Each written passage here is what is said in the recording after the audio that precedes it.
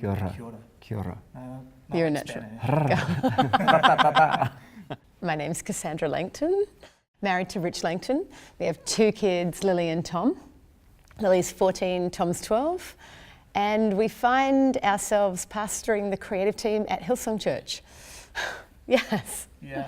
And so I have a role that is a global role that actually spans all of our churches internationally and our major music brands and all of those sort of things. As well as we run Australia together and take care of our team at home, which looks like around 3,500 volunteers and 75 staff and a whole lot of hangers-on. And every day looks different. Yeah. And it's a lot of fun. Yeah. Well, today looks pretty different, I guess, because you're in New Zealand. Yeah. How good is that? So do you find your schedule's driven by events, or is it by like sort of the day-to-day like church runnings, or? We've always had a culture where Sunday's a priority, so everything has to focus towards Sunday, whether it's youth or creative team or whatever we do, Sunday's a prize. Mm-hmm. And that's where people connect with God, that's where people get saved, that's where the rubber hits the road, I guess. Yeah. They're game days. And so it all leads up to every Sunday, which means that there's always deadlines and we're always driven by that. But then on top of that, there's so many big picture events these days and other things that we are doing. And church is expanding fairly rapidly. So coming up with strategies and ways of growing and expanding is now part of our everyday reality. Hillsong Channel has changed things for us. So it means that you might find us filming some days, you might find us in meetings, but then just equally we could be on the other side of the world. So it's all... Yeah. Wow. I think it's interesting your question as well about being event driven, because I think reality is Hillsong Church has a very strong culture around we're about God and we're about people, loving God and loving people. So while there's events and I guess our day to day is a lot about getting things done, we try to keep at the forefront the fact that we're getting things done for the sake of people, finding Jesus, having a relationship with him. So yes, events are very much there, but we're always constantly trying to keep our focus on what's the end result of this event. Why are we gathering? Why are we coming up with this creative moment? Why are we doing communion this way? It's all for the sake of connecting people to God, either the people that are regular or the newcomer, depending. So from that perspective, I guess then the other side of our time is spent with our team, with people, one-on-one, making sure that we're hopefully discipling them and being a good example and leading them in the right direction towards him. So that's cool. And it's so easy to get distracted by so many extraneous things that happen and not and forget about the main goal. Yeah. So that's really cool. I feel like every time I meet people from the Salvation Army, I see the same passion for community and for people and for the Lord that I see in our own church. And in fact, at the start of the year, we started talking to our team about, I preached a message called Others. And it was inspired by William Booth's last telegram that I went, that's it, right? At the end of the day, we love God and we love others, and everything has to be motivated by that. And I think as churches, that would be our great unifier, where we look at people in our community and people outside of our community, and we go, how do we reach them?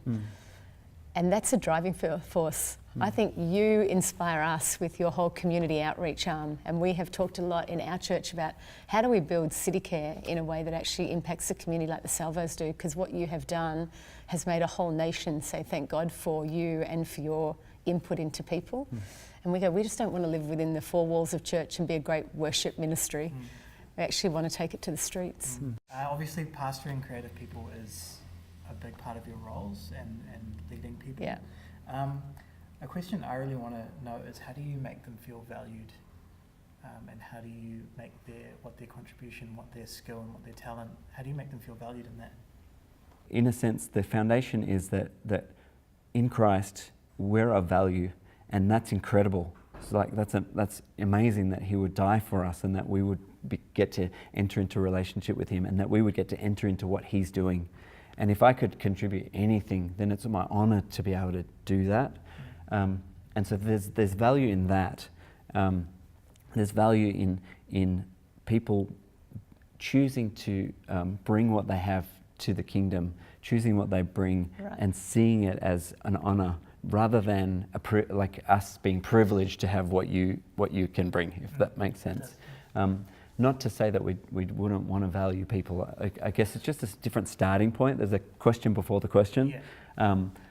We say in our community, if you want to belong, you can belong. Not because you do anything, but because of who you are. Right. So like, I think that's what the starting point is that before you do anything, before you add any value, you already have added value by just being here. And that kind of gives us a playing field to start the conversations on. Yeah. Because obviously everybody in community contributes at different levels and has different skills, and some are way more prominent than others, but it doesn't make them more valuable. It's the body analogy from Paul, where just because you can't see the production team every Sunday, we can't do anything without them.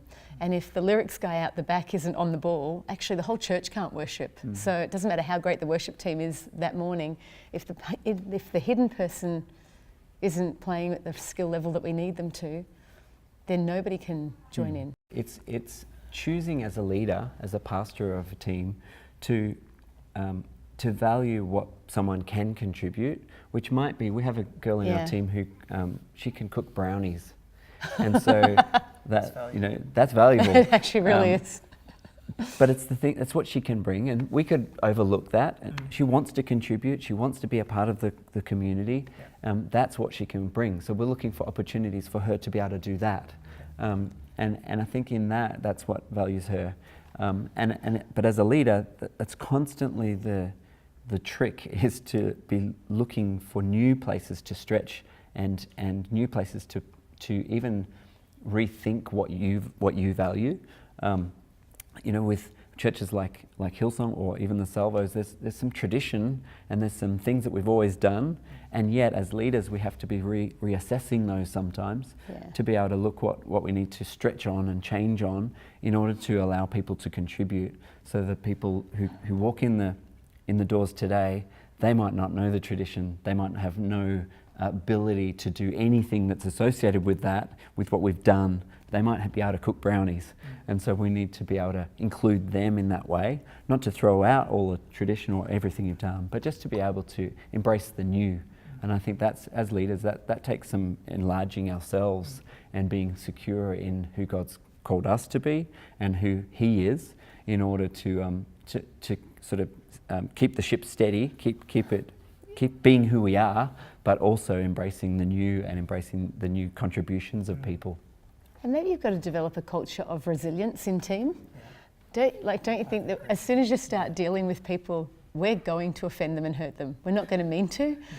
And we're going to do a whole lot of dumb stuff as the leaders that actually hurt people. I can remember one girl in our team, she went on maternity leave, and she, for a 3 or 4 month period, the rosters, she wasn't rostered because she was away. That was fine. But when she came back and she said, okay, I'm ready to be rostered again, our rostering team was working off the old list and hadn't put a name on it. So then months go on and she's still not rostered. She hears that as we have no faith in her and we don't want her to be rostered, but we're not prepared to have the conversation with her.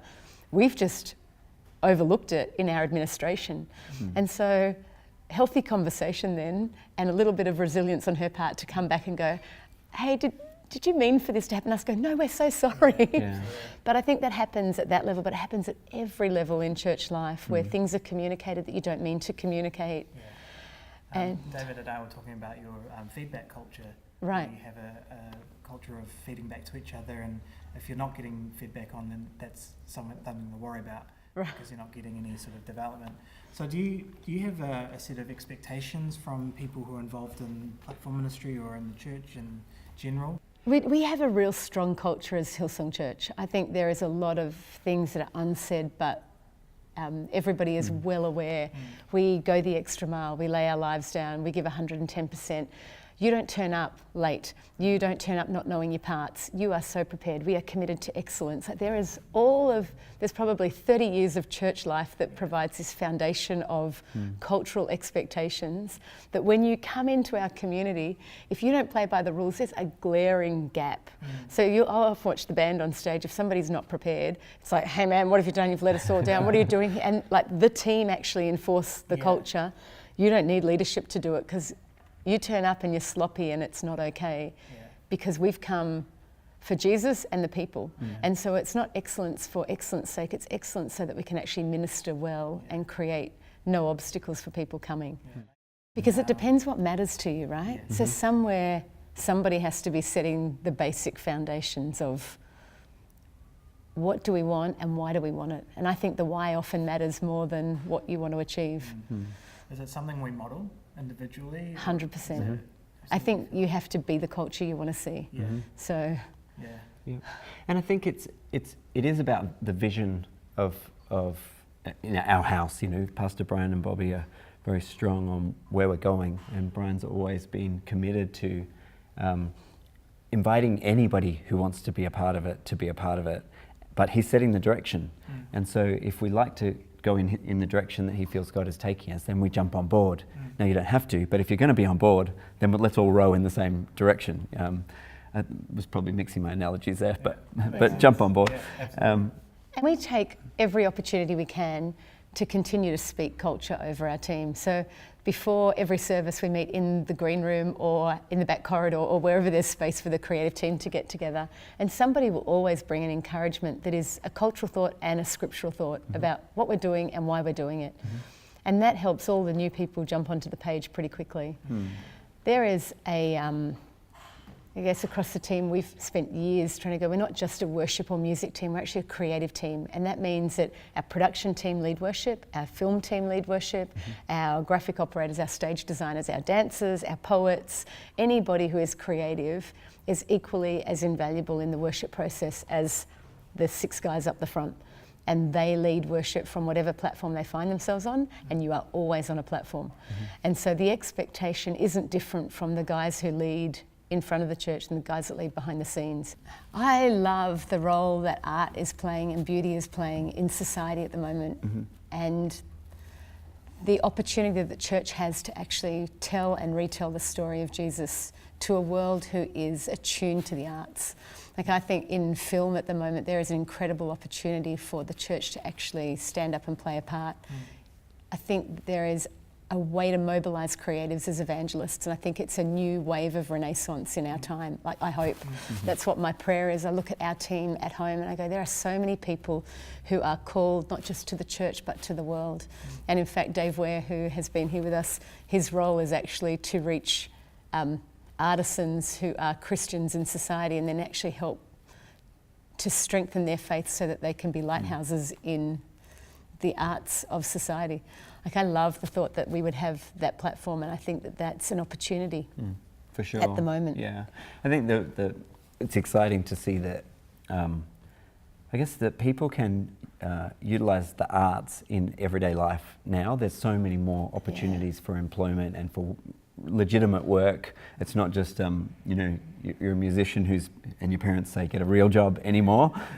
There are real jobs in all sorts of artistic endeavour, and I think that's an opportunity from the perspective of what Cass is saying. There's Christians in these artistic endeavours who can communicate the gospel in real language to real people in the way they understand it out in the world. So that's an opportunity. And beauty in the church. Like, I love the thought that people would walk into our auditoriums and our churches, and before they ever encounter any preaching or any music or anything, that we would create something that's so breathtaking that they would see the hand of God at work. I just love the thought that we are created to create, and in our creation we become more human than we can ever begin to imagine because we reflect a God who's a creator. So I think that's exciting. Yeah, and the fact that people don't just learn from listening, they learn from all the different mediums. It might be a painting that someone sees something in it that points them to God, that it actually sparks their interest, and that's the thing that God may use for them to find Him. And I think that creates so many opportunities, and it creates opportunities as well for your average person sitting in the pew to be involved in the kingdom. They don't just look at the pastor at the front and think, I can't speak, or I don't preach, or I'm not an evangelist. All I do is play guitar, or all I do is take photographs or paint or whatever it might be. All of those things are no longer just minimized. They can actually be used. They can be used on a Sunday to glorify God on a weekend and in the services, but also when they take them to the streets. And I think the opportunity is so great. We see in our community people, their eyes open to the fact that, oh wow, you mean I can actually paint, and that could actually tell the gospel. You know, that actually, that in that gallery, when I put that painting, someone may find Jesus through that, or at least, you know, start a conversation might happen. I think one thing that we have done that really helps shape culture is we tell stories, and we tell a lot of stories. And so there's a saying that we have, it's, can you believe we get to do this? And so whatever we're doing, the team goes, can you believe we get to do this? And it can be 5 a.m. on Sunday morning. It's like, can you believe we get to do this? Like, we get to actually get up early, we get to bring our gift, we get to serve the church. This is what we get to do. And that's fueled by, hey, last Sunday my friend came to church, and when she walked into the auditorium, she started crying because she was so aware of the presence of God. I did my Sunday Night Live a little while ago, and a lady texted me and she said, I don't know how I even found myself here. 30 years ago, I gave my heart to Jesus and I've walked right away. She said, for some reason tonight, I decided to come into the service, and you spoke about a God who always leaves the lights on. And she said, for the first time I realised for the last 30 years he's left the lights on and he's been waiting for me to come home. So we tell that story. And then Dave Ware shared his testimony that night, and a guy who was a heroin addict and hadn't been clean for 5 years came forward, and he made a decision to go and get some help. And then he would just email every week for the next 5 or 6 weeks going, I've had a clean week, I've had a clean week, I've had a clean week. So then you go to the worship team and go, hey, we were part of this guy's journey. And so it's like every week we watch the altar calls and we watch people come to know the Lord, and the whole team goes, I was part of every one of those stories because I was faithful to steward the gift and turn up and serve.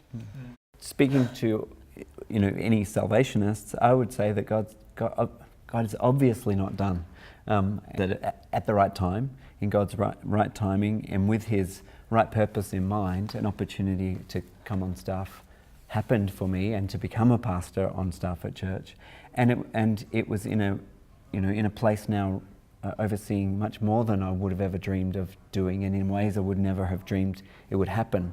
And as I've looked back, a lot of my expectations of God have been fulfilled in ways I just wouldn't have expected. And so when it's a season of change, I like to maybe think of how exciting that can be. Imagine what God might be going to do. Yeah. Imagine that little step forward that He might be going to take us through the season of change, or through the unmet expectations. Maybe He's working on me in a way. Maybe I need to do some, introspection, look on the inside, see what I need to change and how I need to reassess my position in all of this, and then look at it and go, sort of have eyes to see what God just might be up to. And I think more often than not, there's so much more going on than we can see.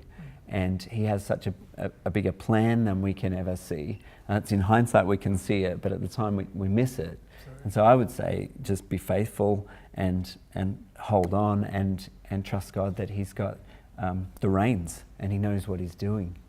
In every change, in every season, whatever you're called to do, the same God that was with Isaac and Abraham and Jacob and Jesus and Paul is the same God that is with us.